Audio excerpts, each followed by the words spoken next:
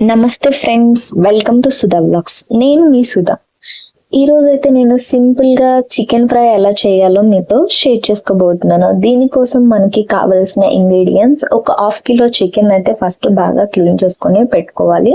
Next 4 tomatoes ని నేనైతే cut చేసుకున్నాను. అలాగే కొంచెం పచ్చిమిర్చి, కొత్తిమీర, కరివేపాకు, అలాగే కొంచెం అల్లం పేస్ట్ నేను ఆల్రెడీ మిక్సీ పట్టేసుకున్నాను.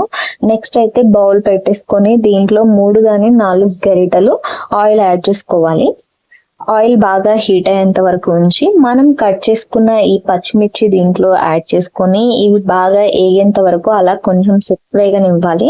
నెక్స్ట్ ఒక 2 స్పూన్స్ నేను అల్లం పేస్ట్ అయితే యాడ్ చేస్తున్నాను.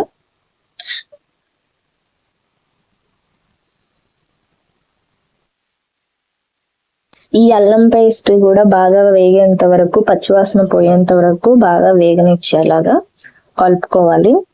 నెక్స్ట్ నేను దీంట్లో కట్ చేసిన టమోటాస్ ని మిక్సీ పట్టుకొని వేస్తున్నాను. మీరు మిక్సీ పట్టకుండా అయినా వేసుకోవచ్చు. మిక్సీ పడితే ఏంటంటే మనకి త్వరగా ఉడుకుతుంది, కర్రీ అవ్వడానికి ఎక్కువ టైం అనేది పట్టదు. సో నేను ఇలా చేశాను.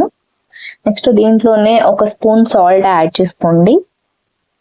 1 స్పూన్ సాల్ట్, అలాగే 1 స్పూన్ పసుపు, కొంచెం కారం. నాకు ఈ మిర్చి కారం సరిపోదని అనిపించింది, అందుకనే నేను ఎండు కారం కూడా యాడ్ చేశాను. మీకు వద్దనుకుంటే యాడ్ చేసుకోవాల్సిన పని లేదు.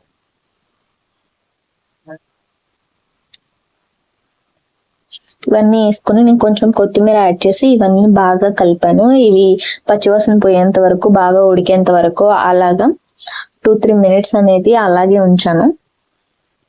ఇది బాగా నాకు ఉడికింది అని అనిపించిన తర్వాత నేను క్లీన్ చేసుకున్న చికెన్ అనేది మొత్తం దీంట్లో యాడ్ చేశాను. ఈ చికెన్ అంతా యాడ్ చేసి ఈ మసాలా మొత్తం దానికి కలిసేలా కలుపుకోవాలి.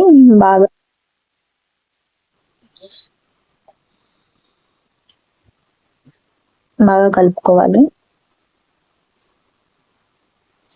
కలిపిన తర్వాత జస్ట్ 1 or 2 మినిట్స్ మాత్రమే మనము మూత అనేది పెట్టాలి. ఎక్కువసేపు అయితే అస్సలు పెట్టకూడదు, ఎందుకంటే వాటర్ అంతా ఊరిపోయి నెక్స్ట్ మనకి కర్రీ లాగా తయారైపోతుంది. జస్ట్ 2 మినిట్స్ తర్వాత తీసేసాను. చూసారు కదా, అప్పుడే వాటర్ అయితే వచ్చేసాయి. ఇంకా ఎండింగ్ వరకు మనం అయితే మూత అయితే అస్సలు పెట్టకూడదు.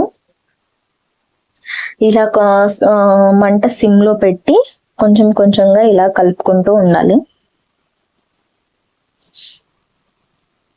ఇలా వాటర్ అంతా ఇంకిపోయేంత వరకు కలుపుకుంటూ ఉండాలి. మరి ఎక్కువసేపు కూడా కలపొద్దు, ఎందుకంటే పీస్ విరిగిపోయే ఛాన్స్ ఉంది. నేనైతే ఇందులో ఎటువంటి గరం మసాలాలు యాడ్ చేయట్లేదండి. మసాలాలు హెల్త్గా అంత మంచిది కాదు కదా, హెల్తీగా ఉంటుందని చెప్పేసి. ఎండింగ్ మీకు కావాలంటే కొంచెం సాల్ట్ యాడ్ చేసుకోండి. అంతే అండి, వేడి వేడి చికెన్ ఫ్రై అయితే రెడీ.